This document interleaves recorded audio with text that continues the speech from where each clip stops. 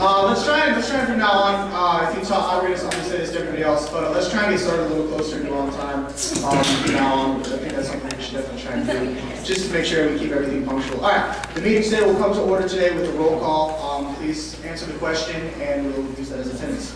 The question is, what was your middle school AIM screen name and/or like funniest email name that you've ever had? So, as we go down this, Senator Bauer. My name is like girly_KT. Senator Berry. Senator Warren. Trumpet free with trumpet and free both spelled wrong. That's still my screen name.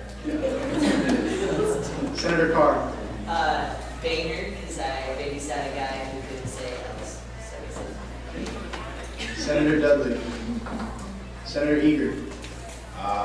EAGS85. Senator Easterly. Let's see. There's something about Robin. I found there's something about Randy. Senator Frazee. Mine was DB Frazee, creative. Senator Hare. Kesnick 17, which is the first three letters of my first name and my middle name put together. Senator Harmon. Harmonator 198. Senator Hilgenkamp. I was clever, so I had 4 like golf before I in my Senator Johns. Senator Jorgensen. Senator Cameron. I'm going to have to say Farm Boy 1000. Senator Coughlin. Coffin 005. Senator Kelly. Senator Kidwell. I was really obsessed with the 80s throughout my junior high and formative years, so mine was AM Hall to all, which is short for Anthony Michael Hall. Senator Cook. Did not happen. Senator Lee. I was a little older than the rest of you. Senator Lee. I think it was like brown-eyed girl thing, but no I, because it was too long. But Senator Lopez. Senator Murs. HB08. Senator Redding. Crazy, spelled CRZY, Kells, KELZ, 57. Senator Solomon. Senator Santos. Cutie face, 1860s, so I can remember my address. Senator Shalani. So I had a nickname in high school which was Chronic, and I was a cross country runner. So it was LSN, which was in high school, XC Chronic 07. Just a side note, I hope that's not indicative of our generation where we have to memorize our address by memorizing our screen name better.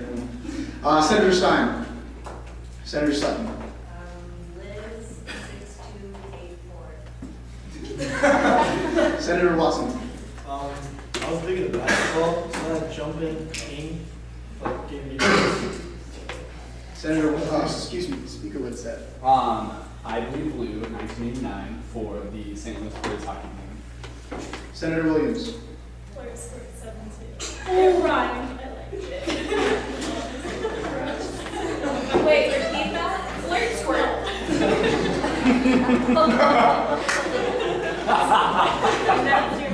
That's why he said so quietly. Senator Zoe.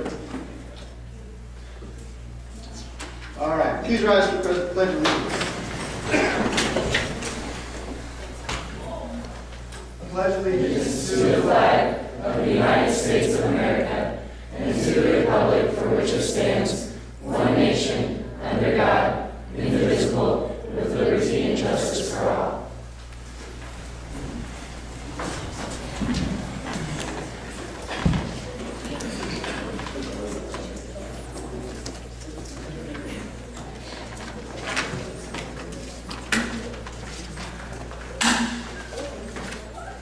Okay. Appointments 8, 10, 14, 15, and 16 are for information only. Are there any questions on appointments 8, 10, 14, 15, and 16? Seeing no questions, we have appointments 9, 11, 12, 13, and 17 to address. Is there any objection to addressing appointments, the previous appointments as one? Seeing no objection, we'll treat appointments as one. This will require a majority vote of the Senate. The question is on the, Senator Bourne. Point of order, should we approve the minutes first? Oh, yeah, I kind of jumped out a little bit. I did jump out of order. Once again, I apologize. Without objection, the reading of the minutes will be waived. The minutes of the previous meeting have been distributed. Are there any corrections to the minutes?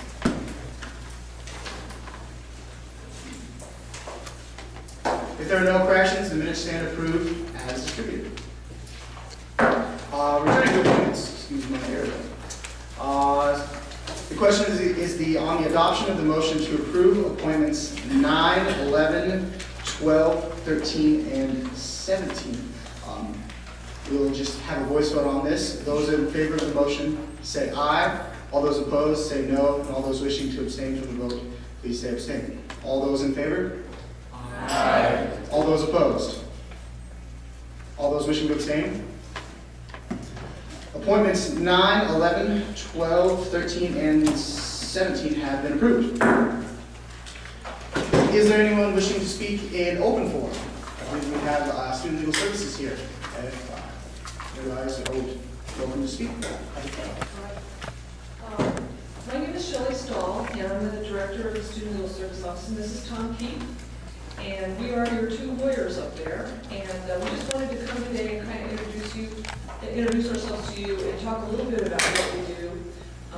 We have a set of guidelines that allows us to take students' cases, some for court and some just for advice only. We do about 1,200 to 1,300 individual cases a year. And sometimes those will range from like 1.5 hour consultation to a case that might go on for several months and involve going to court for a student and things like that. We also speak to student groups whenever we're invited. In fact, we really like to do that. So if you know of any student groups that would like somebody to come out, just tell us the topic, we'll do a preparation, and we'd be glad to talk to your group about that. I'm gonna come on up and tell them, I don't know, what kind of cases we do. We do a lot of landlord-tenant criminal misdemeanor cases. Everything is confidential. We have worked with the ASUN also. We're working with the president right now on some things with the off-campus housing. So we're available. Let students know we're there. I'd like to help them out. Yeah, we're in room 335, and so if you haven't been to our office, please just stop by.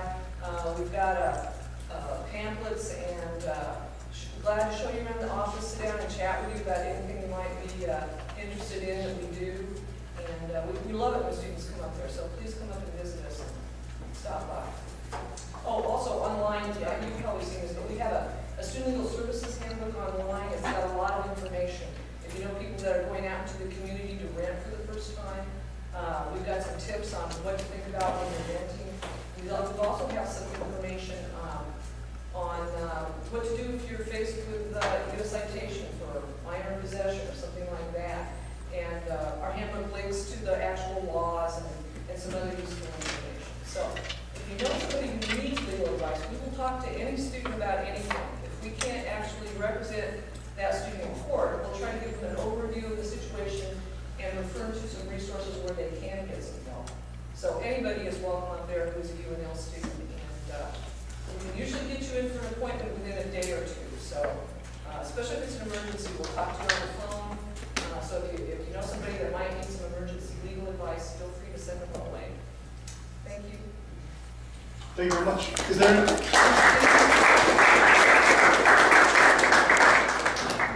there anyone else wishing to speak in open forum? This concludes open forum. We will now move into executive reports. No. Oh, sorry. Yeah, absolutely. Open forum. Senators usually don't speak. Yeah. Always do. Okay, I guess I can talk about that now. As per the bylaws, the Diversity Strategic Development Committee is required to give a year-end report to the incoming Senate. So we'll just talk a few minutes. We decided to do it during an open forum so you could ask questions and kind of like see more about what we do. Give us a little more time. But we'll kind of go through what our purpose is and like in general. But first, in case you don't know me yet, my name is Justin Schulpanick. I'm the outgoing DSCC chair. I will be acting chair until the end of the semester.